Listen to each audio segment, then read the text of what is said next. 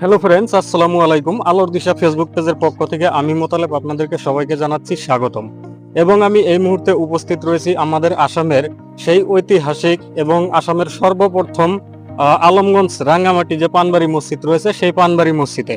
তো আসেন আমরা এই মসজিদের বিষয়ে অনেক কিছু এই ভিডিওর মাধ্যমে জানতে পারবো। তো তার জন্য এই ভিডিও শেষ অবধি দেখতে থাকেন।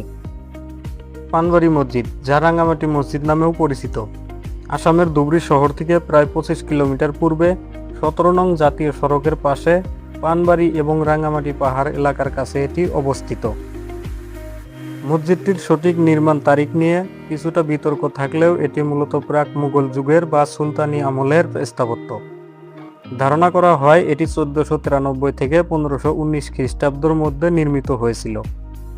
অধিকাংশ ঐতিহাসিকদের মতে বাংলার সুলতান আলাউদ্দিন হোসেন শাহ কামতাপুর রাজ্য জয় করার পর তার বিজয় স্মরণীয় করে রাখতে এবং মুসলিম সৈন্যদের নামাজ পড়ার জন্য এটি নির্মাণ করেছিল। অন্য একটি ধারণা মতে 1662 খ্রিস্টাব্দে মোগল সম্রাট ঔরঙ্গজেবের সেনাপতি মীর জুমলা আসাম আক্রমণের সময় এই মসজিদটি তৈরি করেছিলেন। লোকবিশ্বাস অনুযায়ী বহুকাল পরিত্যক্ত থাকার পর প্রায় 200 বছর আগে স্থানীয় বাসিন্দারা পানবাড়ি পাহাড়ের গভীর জঙ্গলের ভেতর থেকে অলৌকিকভাবে এই মসজিদটি অক্ষত অবস্থায় আবিষ্কার করেন এবং পরিষ্কার করে পুনরায় নামাজ পড়া শুরু করেন।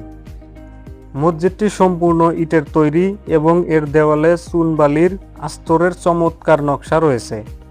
এটি একটি উঁচু প্ল্যাটফর্ম বা বেদির উপরে আয়ত্তাকার পরিকল্পনায় নির্মিত। এর ছাদে 3টি বড় আকৃতির অর্ধগোলাকার গম্বুজ রয়েছে এবং মসজিদের 4 কোণায় 4টি অষ্টভুজাকৃতির মিনার বা চূড়া আছে। এই ঐতিহাসিক মূল কক্ষটিতে একসঙ্গে প্রায় 150 জন মুসল্লি নামাজ আদায় করতে পারেন।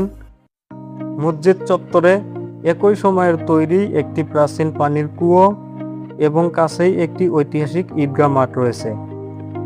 তো আমার এই ছোট্ট ইনফরমেশনটি যদি আপনাদের ভালো লেগে থাকে অবশ্যই ভিডিওটাকে বেশি বেশি করে শেয়ার করে অন্যকে জানার জন্য সুবিধা করে দিবেন। ধন্যবাদ।